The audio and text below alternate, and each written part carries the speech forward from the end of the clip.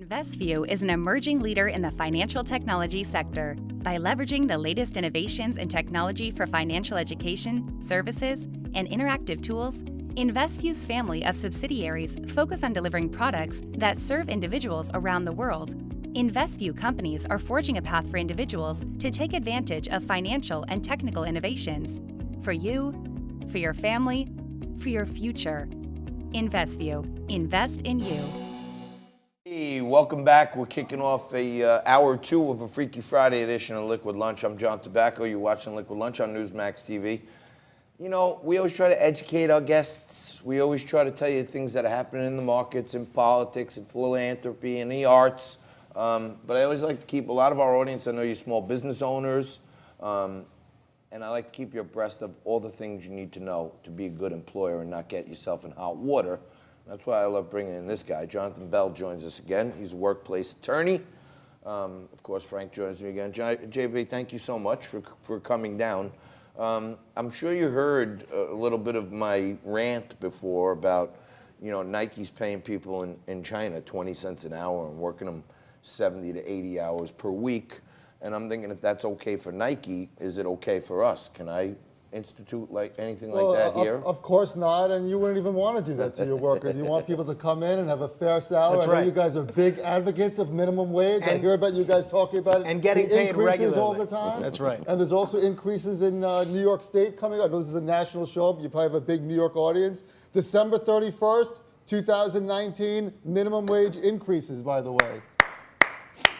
Good news for you, Nico. So let me ask you a few things that I encounter as a small business owner. Suppose you're using a lot of like independent, like freelance consultants and stuff like that. Can you like set a time? Hey, well, you know, you're not a full-time employee, but for this particular freelance job, I need you here by X. Can you mandate an entry and exit time, or? 100% based upon the type of show that you have. Obviously, if it's somebody that has to be here by a particular time for the actual show, to be here while the show is being filmed, of course you can, but you got to be careful with the direction and control. You don't want to provide them with materials. They have to bring their own materials. They have to decide how much time they need to set up and how much time they need to collapse after your show and things of that nature. But, you know, an independent contractor is a slippery slope, okay? There are certain guidelines you have to follow. But at the end, as long as you keep them, I mean, the biggest types of cases with independent contractors is when you're working people more than 40 hours a week to get out of overtime. Oh, no one here is working more than 40 hours. So if you don't have We're to worry safe about on anything that. like that, chances are there's not going to be a lawsuit. Maybe the Department of Labor will look into some things, but you should be fine. Jonathan, I have been so eager to get you here to get your take on what's happening with Chick-fil-A. So Chick-fil-A was long the villain in the eyes of the LGBTQ world because the owner at one point was opposed to same-sex marriage. They closed on Sunday. It's kind of a Christian company. Now, last week, we learned that Chick-fil-A is no longer going to be giving any charitable contributions to Christian charities like the Salvation Army, that bastion of controversy, because they don't support the LGBTQIA agenda. Explain to us why Chick-fil-A is doing this and what the reaction has been both from the LGBTQIA community and a lot of the supporters of these groups like the Salvation Army. Okay. Well, as you mentioned, Chick-fil-A has always been the target of the LGBT community based upon statements that the CEO has made, essentially saying that they don't believe in gay marriage and LGBT rights as other people. So based on that, they're now changing their position to a certain extent and do not want to support these organizations that outwardly state that they're not going to support gay marriage and things of that nature. I think it's because, listen, LGBTQ community, they go out, they buy the spicy chicken sandwiches. Chick-fil-A takes the money. This is a national organization making billions of dollars a year. They don't want to isolate people. I could understand where they're coming from. I think it's a good decision. What makes you, as an attorney, think that the LGBTQ community only buys spicy chicken sandwiches? Spicy chicken sandwiches has been all over the news because of Popeyes. I imagine that a lot of people buy them for Chick-fil-A as well, so that's just an assumption. You can't even get the Popeyes. Have you had it? No, I'm going to bring it in next time you have me in. You know what? I'm going to bring in one for you too. I do not eat from any chain restaurant, and you know I'm a little annoyed by everybody talking about how great Chick-fil-A is all the time. It makes me like it less. I want to boycott it just because everybody else likes it so much. But Frank's not a fan of meats or poultries. You know what I mean? From time to time, but I don't like chains. So let's talk about what's happening with Netflix and Monique. Apparently, she's alleging pay discrimination. First, remind us, who exactly is Monique? So Monique, she won like in 2009 an Academy Award for Precious, that movie's the Best Supporting Actress. She was in a show called The Parkers. I mean, listen, I'm a big supporter of equal rights. This is what I do for a living, Me too. obviously. But I think it's far-fetched to basically compare her to a Jerry Seinfeld or a Chappelle or an Amy Schumer. These are household names. So basically, I think that the attorney has a really tough case here.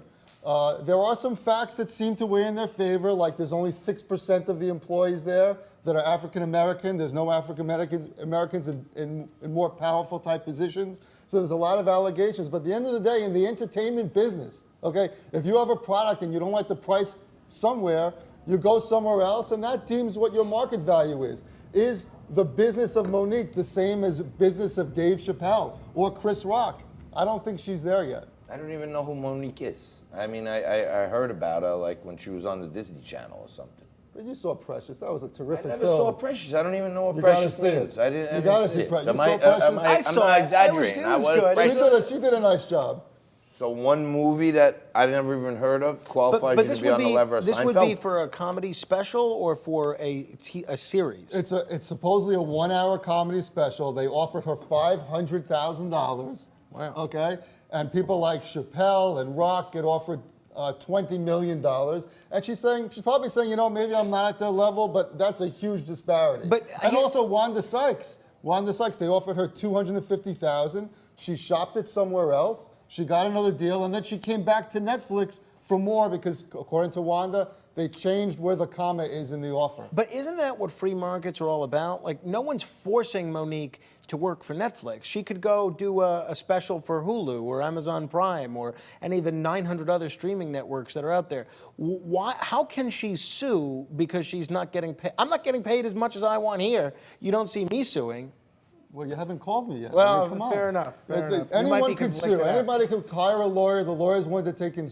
Yes, it's a free market. Okay, we understand it's a free market, but at the end of the day, if there's enough facts to show that they are treating African American females differently than other protected classes, she did allege there's another show on Netflix where you have 2 people, 1 white male, 1 African American female, and they had a huge pay disparity in their salary. You know, last minute or two here, I want to ask you, this is a hometown issue here. So, you know, if you're watching on Saturdays at 5 p.m. every week now, they're putting on the best shots. Our best interviews of the week are on Saturday at 5 o'clock. We're showing a little behind the scenes of what's happening here. We're doing big renovations. You know, you've been here, you know, we've been working it day and night. Studio looks great. And we're getting there, right? And now there is a possibility that due to the renovations, our makeup area may have to get moved into the restroom, you know, because there's like work going on. And our makeup girl, Cece. Makeup artist. Makeup artist, makeup person, because I don't want to assume anything. Right. She's alleging that this would be like, you know, unfair work conditions to be relegated to the loo. So am I running any risk here for her own safety? I have to move her into the bathroom? This is a difficult question, and it's a difficult question because I like Cece so much. She actually makes me look pretty good. So at the end of the day, though, I do not think that you're going to have any issues because really there's no type of claim for unfair work conditions without a union, without even being an employee, and as a 1099. Well, let's not say any. We don't need a Julio Cesar Chavez moment. You asked, here, you know I what answered. I mean? We're not unionizing at this point, but so you think for the most part I'm safe on that? And if Get it's her out in of the bathroom as quickly as you can, would you? Get her out of the bathroom as quickly as you can. But for her own safety, in case there's work, sometimes the sawdust and stuff. It's like safer in there. If it's safer in there, then yeah, for a brief period of time, there's no lawsuit, but you want to keep her happy. You want to keep yourself and Frank looking as good as you guys as you do. Oh, I want everyone to be happy. That's right. It's you hear it's unicorns and rainbows 100%. all the time. That's why I come back. So, any other little tips of the trade you can give our small business owners out there? I know here in New York City, everybody has to watch that 45-minute sexual harassment video. Yeah. Any other little odds and ends? I mean, really, with minimum wage, if you're in Long Island, Westchester, it's changing from $12 an hour to $13 an hour. In the city, it's already $5 an hour for over, I think it's 10 employees or 11 employees and over. It's $15 an hour. It used to be $13.50 an hour, which it still is. December 31st, that's getting changed to $15 an hour too. That's really important to know. Also, spread of hours. If you're working over a 10-hour shift in your minimum wage, you have to pay them an extra hour. A lot of employers get messed up on that. So you don't have to pay them overtime, but if they work over 10 hours, you have to give them like 1 extra hour bonus time. Correct. Like you don't have to work straight to 10 hours, but the beginning of your shift and the end of the shift, if it's minimum or close to minimum wage, during that course of time, it's over 10 hours, pay them an extra hour of minimum wage. Or in the hospitality industry, which is restaurants, hotels, it doesn't even matter if you make minimum wage, it's always an extra hour. Fantastic. That's why we bring on Johnny Bell to give all our business owners, our fans, our friends, and most importantly, our viewers, little tips that they need to know to make their business run smooth and not get themselves in any hot water. We're going to take a quick break. We're going to come back with some more. We're not going to take a quick break. Okay, here's what's happening. All right, it's Friday. I have got, in this segment, 5 different hand signals with how much time is left. Nico gave me 1, and I said to you in the last minute. And then he gave me 3 and pointed to himself like this, like I screwed that one up. John, I'd love to hear Rob the was rest giving of me the this. roll up, which is the Dante Culpepper, like wrap it up, and then he stuck up 1. And then I went to, I don't even know what's happening. Well, you know, we'd love to hear. Do I run any risk of murdering someone on the staff? Do I run any risk of getting a lawsuit against me? It's Friday afternoon. Chill out. The drinks are all over the place. Let's have a good time. Right? I'm kidding. And unfortunately, John, we're out of time. You close this. All right. I haven't been. I tried to close it 3 times. All right, watch this how it's done. Take notes. All right, when we return, we'll tell you about a movement in the nation's capital and in some states around the country to make sex work legal. You're not going to want to miss it when we talk with Caitlin Bailey next. You're watching Liquid Lunch on Newsmax TV.